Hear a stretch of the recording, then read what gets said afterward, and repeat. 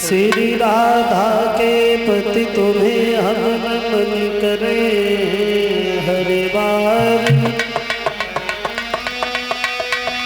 कृपा दृष्टि लिख कीजियो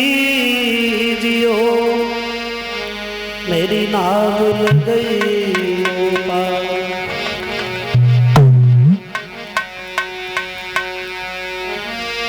महावीर अंजलि सुवन मैं धरूं आपको ध्यान। पवन पुत्र हनुमान को सुकोटि कोटि प्रणाम।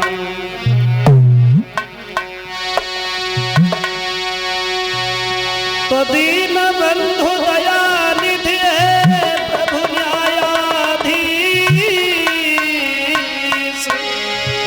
तुम सदा सहायक दीन के मैं तुम्हें नमामि।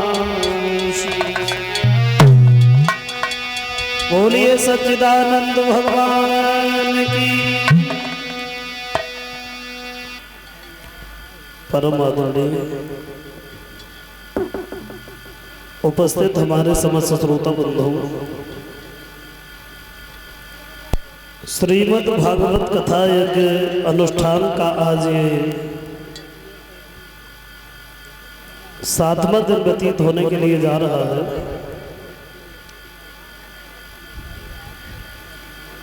आओ देखेंगे जहां पर प्रसंग चल रहा था। अभी आप हमारे विक्रम शास्त्री जी के सौजन्य से आप कथा श्रवण कर रहे थे और समय तो नहीं था। खैर हमारे अब शास्त्री जी के घर पे कथा है तो फिर समय निकालना पड़ेगा। आओ देखेंगे उसी जगह बताया है सज्जनों। ससपाल जब उसके बारे में विचार किया है कि हम शादी अपनी बहन की अपने साले के साथ में करेंगे, और ये बात सुनकर के महाराज भीष्मक बड़े रुष्ट भी हुए हैं। लेकिन और रुकम ने किसी की कोई बात नहीं मानी और घर पे पहुंच गया। उसने पत्र लिखा, नाई और पंडित जी को पत्र देकर के कहा है कि तुम चंदेरी के लिए चले जाओ। तो नाई और पंडित जी जब चले ही चंदेरी के लिए,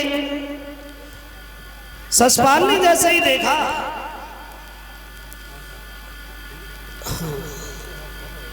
जवाब दिया, कहां से आए हो पंडित जी? बोले हम कुंदनपुर से आए हैं। जवाब दिया, उस कुंदनपुर में तो हमारी नातेदारी है और रुकम को जानते हो?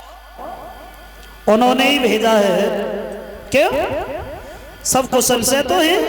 बोले बिल्कुल।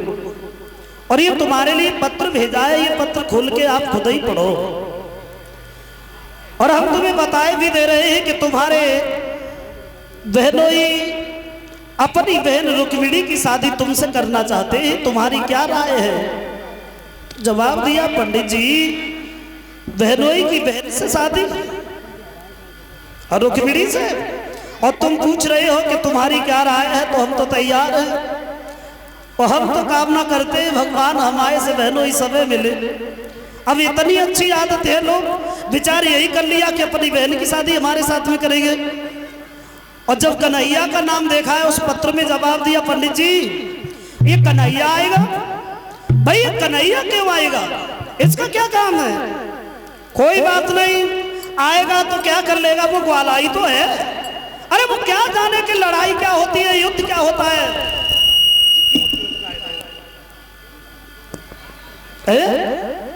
कोई बात नहीं है, तुम जाओ और हमारे बहनोई से कहो कि वो बारात के स्वागत की तैयारी करें, और हम बारात लेके आ रहे हैं। घर पे गया है, अपनी भाभी से कहा है कि तुम ऐसा करो, जो दंत वक्र की पत्नी थी हमें दूल्हा बनाओ, और हम दूल्हा बन के कुंदनपुर के लिए जा रहे हैं। जवाब दिया, न कहूँ से चिट्ठी आई न लगन आई और सीधे कुंदनपुर क्या करोगे? बोले तुम तो घर में रहती हो, कुछ पता है तुम्हें? पंडित जी आए थे, हमारे बहनोई रुकुम अपनी बहन रुक्मिणी की शादी हमसे कर रहे हैं। जवाब दिया, पागल हो गए हो? बहनोई की बहन तुम्हारे लिए पूजनीय है, एक देवी की तरह है, और उनसे शादी करोगे?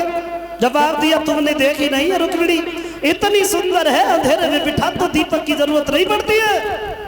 हम जाएंगे शादी करके ही लाएंगे, तुम जाओ हमें दूल्हा बनाओ। 2-4 लड़कियां बुला के लाई, 2-4 औरतें बुला के लाई और दूल्हा बनाने लगी। लेकिन असगुन हो रहे हैं।